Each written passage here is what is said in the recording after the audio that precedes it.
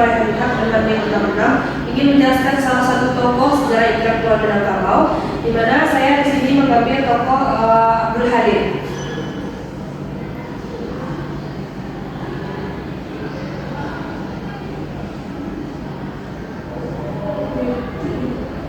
Nah, di sini saya mengambil tokoh Abdul Halim, di mana beliau adalah dokter THT yang menjadi Perdana Menteri. Untuk biografinya,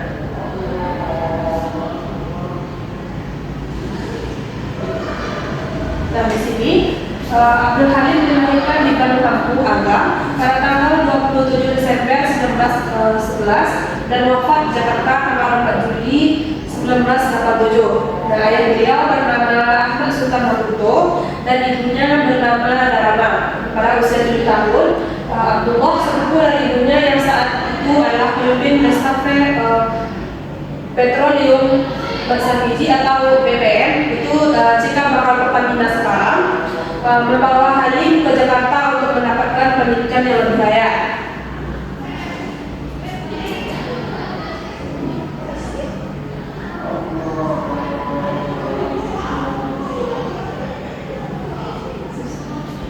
Nah, untuk riwayat pendidikan, beliau mencap pendidikan pada zaman Belanda, itu di GIS, Bulo, dan AMS B di Jakarta. Setelahnya melanjutkan ke GHS atau Guinness First School atau Sekolah Tinggi Kedokteran di Jakarta yang didirikan pada 1942 atau FKUI sekarang. Sebagai dokter, ia mencapai graduat dokter ahli THT, trainer ibu tenggorokan, di mana dengan bekerja di rumah sakit umum Jakarta yang dikenal dan beliau dikenal sebagai dokter yang simpatik. Selanjutnya, Halim dikenal dengan dekat dengan Sultan Syahrir. Halim menolak untuk menduduki jabatan PM tertinggi, tetapi Sultan Syahrir mengirim surat kepada beliau yang mana isi surat itu jika berjuang jangan tanggung-tanggung, terima itu tawaran dan jadi Perdana Menteri. Maka pada 16 Januari di Jogja lahir Kabinet Halim. Selanjutnya,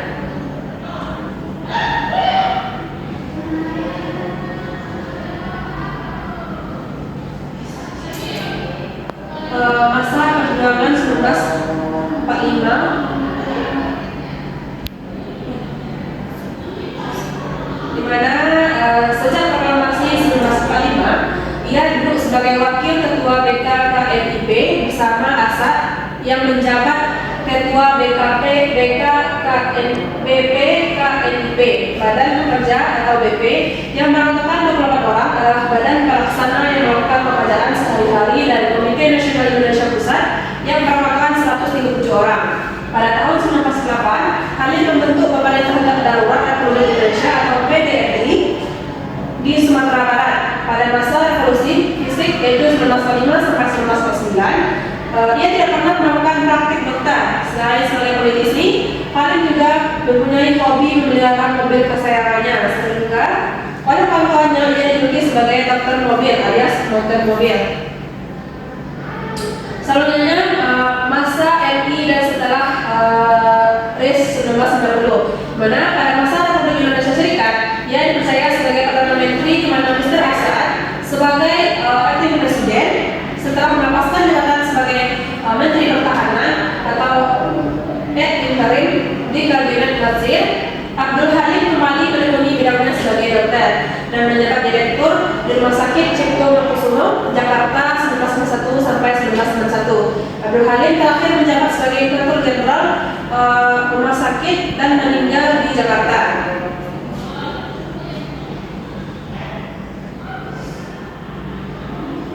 Jauh dari kegiatan politik, Halim memiliki hobi bermain sepak bola, terlibat dalam pembentukan Football Indonesia Jakarta atau sekarang kita sebut dengan Persija. Pada tahun 1972 di klub tersebut ia menjadi ketua selama beberapa tahun dari 1991 sampai 1955. Itu Olimpiade Indonesia atau KOI.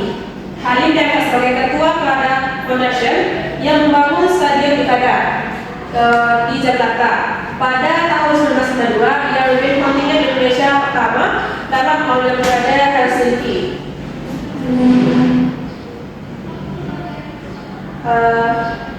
Halim tidak lama menjabat, beliau mundur dokter. Ia juga pernah menjabat sebagai Kepala Rumah Sakit Cipto Mangunkusumo, Jakarta. Dan sebelum pensiun, beliau menjabat sebagai jenderal di rumah sakit tersebut. Hanya sedikit tentang Halim Abdul Halim ini dipublikasi. Meskipun aktif di bidang politik nasional sejak sebelum revolusi kemerdekaan dan namanya sering dilupakan. Makanya di beberapa buku tidak ditemukan Abdul Halim ini, namun di perpustakaan kita ada 50 orang yang berjasa di Minangkabau, salah satunya adalah Abdul Halim ini. Mungkin sekian dari saya.